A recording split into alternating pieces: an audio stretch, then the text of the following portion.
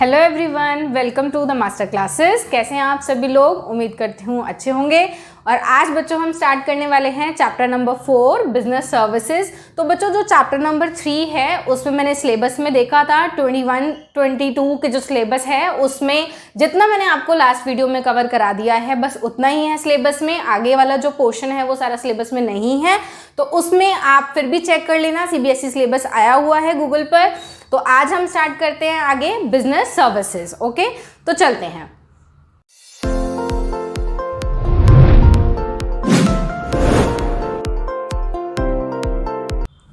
तो बच्चों business services में जो सर्विसेज हैं उसका क्या मीनिंग होता है बच्चों? तो आपने पढ़ा होगा 9th-10th में भी कि सर्विसेज और गुड्स में डिफरेंस होता है। तो आज फिर हम रिकॉल कर लेंगे उसको कि सर्विसेज बच्चों क्या होती हैं। सर्विसेज जो हैं वो एक पर्सनल सर्विसेज होती हैं जिसको आप टच नहीं कर सकते। वो कैसी होती हैं? इनटेंजिबल होती हैं। इनटेंजिबल एक्टिविटीज़ ये होती हैं। ओके बच्चों, जैसे कि आप एग्जांपल लें कि आप थिएटर में मूवी देखने जा रहे हैं, तो वो आप वहाँ पे आपने उस थिएटर को ख़रीदा नहीं है, परचेज़ नहीं किया है। आप वहाँ जाके उस मूवी को देखकर बस आ जाएंगे घर वापस। कुछ समय के लिए आप उनकी सर्विसेज को अवेल कर लेंगे। ओके बच्चों, तो यहाँ पे क्या होता है? सर्विसेज कैसी होती हैं? सेपरेटली आइडेंटिफाइबल होती हैं। वो उनको आप आइडेंटिफाई कर सकते हो। आप उसको फिजिकली परचेज नहीं करते, फिजिकली उसको खरीदते नहीं हो। वो कैसी होती हैं?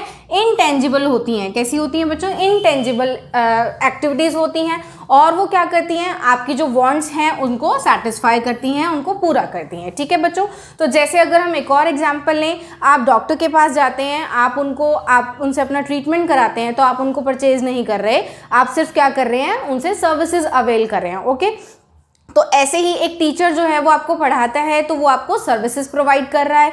वो आपने उसको परचेज नहीं किया, आपने उससे कोई चीज़ परचेज नहीं, कोई फिजिकली चीज़ जो है वो परचेज नहीं की। आपने सिर्फ क्या किया? आपने उन सर्विसेज को अवेल किया। ओके बच्चों, तो ये जो बिजनेस सर्विसेज है बच्चों, उसमें उसके कुछ नेचर जो है, उसकी नेचर कैसे होता है कैसे नहीं होता वो आपको बताया गया है। और उसके बाद हम करेंगे कि ये कितने कितने टाइप्स की होती है। और साथ ही साथ बच्चों ये पढ़ाते हुए मैं आपको डिफरेंस भी बता दूंगी कि गुड्स और सर्विसेज में क्या डिफरेंस होता है। तो पहला डिफरेंस बच्चों यही होता है कि सर्विसेज को हम अवेल करते हैं, वो इंटेंजिबल होती है। और जो गुड्स होते हैं बच्चों वो कैसे होते हैं? फिजिकल गुड्स होते हैं। आपको उसमें ओनरशिप मिल जाती है, उस चीज़ को आप खरीद के ले आते हैं। जैसे आप कोई सीडी परचेज कर रहे हैं किसी मूवी की, या आपने कोई लैपटॉप परचेज किया है, तो आपने क्या किया? आपने उस चीज़ को ले आए अपने घर, फिजिकली आपने उसको बाय कर लिया। ओके, नेक्स्ट बच्चों आते हैं चलो इसके सर्विसेज के नेचर में। तो नेचर कैसा होता है बच्चों इसका? इंटेंजिबिलिटी। सबसे पहला नेचर इसका क्या है कि ये इंटेंजिबल होते हैं। ओके, तो इंटेंजिबिलिटी यानी कि आप सर्विसेज को टच नहीं कर सकते। आप क्या कर सकते हो? ये आप इनको एक्सपीरियंस कर सकते हो। आप डॉक्टर के पास गए, आपने अपना चेकअप कराया, आपने अपने ट्रीटमेंट कराया, तो आपने उस चीज़ को एक्सपीरियंस किया, राइट? उससे पहले वाला एग्जाम्पल अगर हम देखें कि जैसे आप थिएटर में गए, आपने मूवी देखी, आपने बस उस चीज़ को एक्सपीरियंस किया, आपने उसको एंजॉय किया, राइट? तो ये कैसी होती है नेचर में? Experiential in nature. ओके, अगर वहीं हम गुड्स की बात करें बच्चों, तो गुड्स जो होते हैं वो टैंजिबल होते हैं। आप उनको घर आके यूज़ कर सकते हो, टच कर सकते हो। और साथ ही साथ वो कैसे होते हैं कि एक्सपीरियंस भी करते हो आप उनको, लेकिन वो कैसे होते हैं? फिजिकल फॉर्म में होते हैं, राइट? तो उसके बाद हम आते हैं इनकंसिस्टेंसी बच्चों। यहाँ पे क्या होता है कि जब भी आप ईच टाइम सर्विसेज जो है अवेल करते हो, जो प्रोड्यूसर है, जो प्रोवाइडर है, प्रोड्यूसर नहीं, जो प्रोवाइडर है, सर्विस प्रोवाइडर, ईच टाइम आपको उसको अच्छे एक्सपीरियंस देना पड़ता है। ठीक है, तो आप जैसे प्रोडक्ट खरीद रहे हो, उसमें तो क्या हुआ कि आपने एक लैपटॉप खरीदा, नेक्स्ट टाइम भी आप वही लैपटॉप खरीद के लाओगे तो सेम ही एक्सपीरियंस होगा, सेम चीज़ आप घर पर लेकर आ रहे हो। लेकिन अगर हम सर्विसेज की बात करें तो each and every time service provider को आपको वो सारी एक्सक्लूसिवली वो सर्विसेज आपको प्रोवाइड करानी पड़ती है। ओके, तो यहाँ पे कोई स्टैंडर्ड टेंजिबल प्रोडक्ट नहीं होता। Services have to be performed exclusively each time. Okay, हर बार हर केस में क्या होता है कि एक्सक्लूसिवली सर्विसेज को परफॉर्म किया जाता है by the service provider. Okay बच्चों, नेक्स्ट आते हैं इसमें इसी का इनकंसिस्टेंसी में ही कि जो डिफरेंट पर्सन्स होते हैं उनकी डिफरेंट डिमांड होती है और डिफरेंट एक्सपेक्टेशंस हो जाती हैं एवरी टाइम जब वो सर्विसेज को अवेल करते हैं। ओके बच्चों, नेक्स्ट आते हैं हम, इसका फीचर जो है, नेचर क्या है इसका, ये इनसेपरेबल है। कैसे बच्चों, यहाँ इनसेपरेबिलिटी किसके किसके बीच में है, यहाँ पे जो प्रोडक्शन है बच्चों और जो कंजप्शन है वो इनसेपरेबल है। क्योंकि क्या होता है कि आप किसी सर्विसेज को लेकर रख नहीं सकते, और ऐसा नहीं होता कि आप उसको 1 मंथ के बाद दे रहे हो, ठीक है, प्रोडक्शन कर रहे हो। जैसे एक कार है, सपोज एक कार की कंपनी है, मैन्युफैक्चरर है, वो क्या करता है, कार को बनाता है, मैन्युफैक्चर कर रहा है, फिर उसको वो स्टॉक में रख देता है, इन्वेंट्री में रख देता है। उसके बाद चाहे वो 1 साल बाद बिके, चाहे वो 6 महीने बाद बिके, चाहे वो दूसरे दिन बिक जाए, ओके। तो वहां वो क्या कर रहा है, उसकी प्रोडक्शन अलग टाइम पे कर रहा है, उसकी कंजप्शन बाद में भी हो सकती है। लेकिन सर्विसेज के केस में ऐसा नहीं होता। सर्विसेज के केस में क्या होता है, प्रोडक्शन और कंजप्शन जो है वो इनसेपरेबल है, क्योंकि वो सेम टाइम पे ही होते हैं, ओके। तो इन्वेंट्री का भी पॉइंट बच्चों, ये जो पॉइंट है दोनों ये जुड़े हुए हैं आपस में। तो इन्वेंट्री का पॉइंट भी यही कहता है कि इन्वेंट्री मतलब कि स्टॉक आप रख सकते हो, किसका, गुड्स का, लेकिन सर्विसेज का स्टॉक आप नहीं रख सकते। सर्विसेज का नेचर कैसा होता है, पेरिशेबल होता है, they can not be stored, okay. तो यहाँ पे क्या होता है, एक बच्चों बात पॉइंट आता है इसमें मोस्ट इंपॉर्टेंट, कि यहाँ पे जो सर्विसेज हैं उसकी डिमांड और सप्लाई जब होती है, आपको उसी टाइम पर उन चीज़ों को मैनेज करना पड़ता है। जैसे एक डॉक्टर है, ठीक है, तो डॉक्टर का जो क्लिनिक है उसका टाइम है शाम को 5 से 6 बजे तक। तो शाम को 5 से 6 बजे तक जितने भी पेशेंट्स उसके पास आ रहे हैं उन सबको उसको देखना पड़ेगा। ऐसा तो है नहीं ना कि वो डॉक्टर कह देगा कि जी कल आ जाना, या वो कोई चीज़ दे देगा, रख देगा कि हाँ भाई आप ले जाना, ऐसा तो नहीं होगा ना। तो उसको ट्रीटमेंट जो है वो उसी टाइम देना है। तो डिमांड एंड सप्लाई जो है एट द टाइम जो सर्विस प्रोवाइडर उसको प्रोवाइड करानी ही पड़ेंगी, और कंज्यूमर को उसी टाइम उसको वो प्रोवाइड करानी पड़ेगी। और कंज्यूमर भी यही चाहेगा कि मेरी जो डिमांड है उसी टाइम पूरी हो जाए, वो वेट तो करेगा नहीं, राइट। उसके बाद बच्चों यहाँ पे ये पॉइंट भी जुड़ा हुआ है, देखो इन्वॉल्वमेंट, जैसा मैंने अभी बताया कि पेशेंट और डॉक्टर हैं। तो यहाँ पे क्या है बच्चों, जो कस्टमर है उसकी पार्टिसिपेशन जरूर रहती है at the time of delivery, okay. तो इन द डिलीवरी प्रोसेस जो कस्टमर है उसकी पार्टिसिपेशन यहाँ पे मस्ट होती है, ओके बच्चों। तो ये आपका यहाँ पे कवर होता है सर्विसेज के बारे में, सर्विसेज के नेचर के बारे में। तो आगे हम देखेंगे कि कौन सी टाइप्स की सर्विसेज होती हैं। तो बच्चों आगे देखते हैं एक ब्रेक के बाद। हाँ जी बच्चों, तो आगे देखते हैं टाइप्स ऑफ सर्विसेज के बारे में पढ़ते हैं। तो टाइप्स ऑफ सर्विसेज बच्चों, सबसे पहली जो हमारी होती है वो बिजनेस सर्विसेज होती हैं। तो जो चैप्टर है बच्चों ये बिजनेस सर्विसेज, इसका नेम भी है, और आगे हम इसी के बारे में डिटेल में पढ़ने वाले हैं। तो बिजनेस सर्विसेज बच्चों क्या होती है, जो बिजनेस एंटरप्राइजेज होते हैं वो उन सर्विसेज को यूज़ करते हैं, ठीक है। जैसे कि इसमें हम इस चैप्टर में अच्छे से डिटेल में पढ़ेंगे बैंकिंग सर्विसेज के बारे में। तो जो बैंक्स हैं, कैसे कैसे डिफरेंट टाइप के बैंक्स होते हैं, वो क्या क्या सर्विसेज आपको प्रोवाइड करते हैं, ठीक है। इंश्योरेंस कंपनीज, ठीक है, इंश्योरेंस कितने कितने टाइप्स की होती है वो भी हम आगे पढ़ने वाले हैं। तो आप इन जो टर्म्स से अच्छे आपके लाइफ में आपने यूज़ करी होंगी, ये टर्म्स देखी होंगी, अच्छे से नॉलेज होगी आपको। बैंकिंग सर्विसेज जो कि आपके बैंक्स हैं उसमें क्या क्या सर्विसेज वो लोग प्रोवाइड कराते हैं, ओके। तो ये सर्विसेज बच्चों जो बड़े बड़े बिजनेस एंटरप्राइजेज है वो यूज़ करते हैं, तो इसीलिए इसका नाम जो है वो बिजनेस सर्विसेज रखा गया है, ओके। फिर insurance, transportation, communication, warehousing, ठीक है, ये सारी सर्विसेज बच्चों बिजनेस सर्विसेज होती हैं। और आपने ये सारी टर्म्स चैप्टर 1 में भी कवर की थी, ओके, उसमें आपने अच्छे से पढ़ लिया होगा। तो इस चैप्टर में हम और डिटेल में इनको पढ़ेंगे। नेक्स्ट आते हैं हम सोशल सर्विसेज के बारे में बच्चों। तो सोशल सर्विसेज क्या होती हैं कि कुछ लोग जो हैं वो अपने मन से, अपनी इच्छा से वॉलंटरली कुछ सर्विसेज जो हैं वो प्रोवाइड कराते हैं सोसाइटी को कुछ सोशल गोल्स को पूरा करने के लिए, ओके। तो ये सोशल गोल्स बच्चों क्या होते हैं कि ये प्रॉफिट अर्निंग के पॉइंट ऑफ व्यू से नहीं किए जाते। ये क्या होते हैं, जैसे कुछ एनजीओज होते हैं, नॉन प्रॉफिट ऑर्गेनाइजेशन या नॉन गवर्नमेंट ऑर्गेनाइजेशंस होती हैं। तो ये क्या करती हैं, जो सोसाइटी है उसमें जो कुछ वीकर सेक्शंस हैं उनको कुछ सर्विसेज प्रोवाइड कराती हैं to improve their standard of living, okay.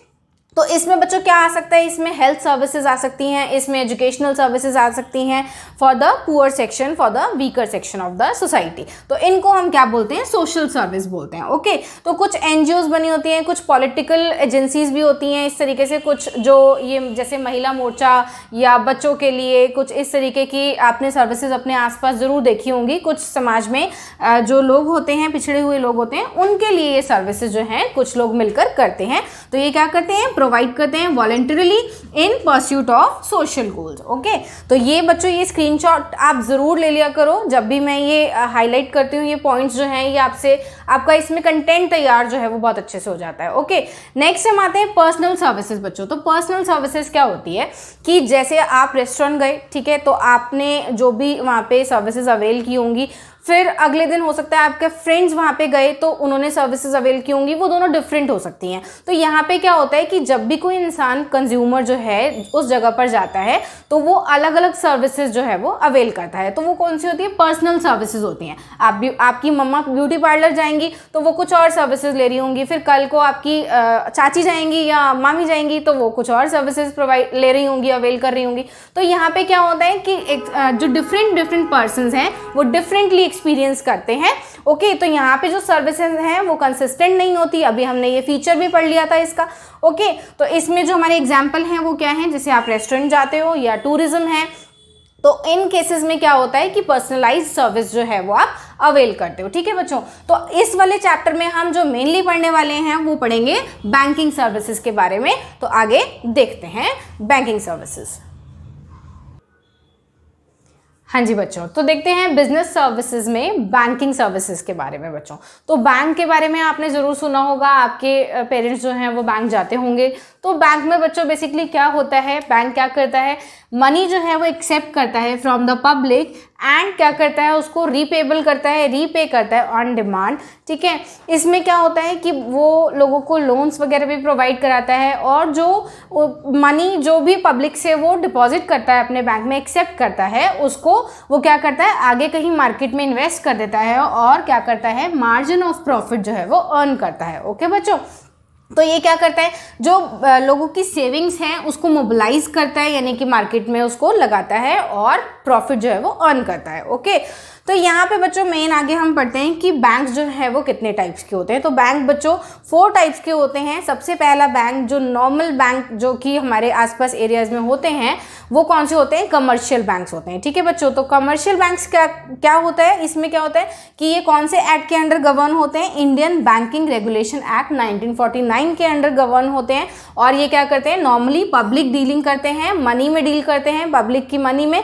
Okay, तो यहाँ पे ये 2 टाइप्स के होते हैं, पब्लिक सेक्टर और प्राइवेट सेक्टर बैंक बच्चों। तो आपने पब्लिक सेक्टर बैंक जो होता है, पब्लिक सेक्टर आपने पढ़ा था लास्ट चैप्टर में कि वो एंटरप्राइजेस कौन से होते हैं जो कि जिनमें मेजर स्टेक जो होता है वो किसका होता है? गवर्नमेंट का होता है। तो यहाँ पे भी ऐसे ही है, जो पब्लिक सेक्टर बैंक्स हैं बच्चों उसमें जो मेजर स्टेक होल्डर्स होते हैं वो कौन होती है?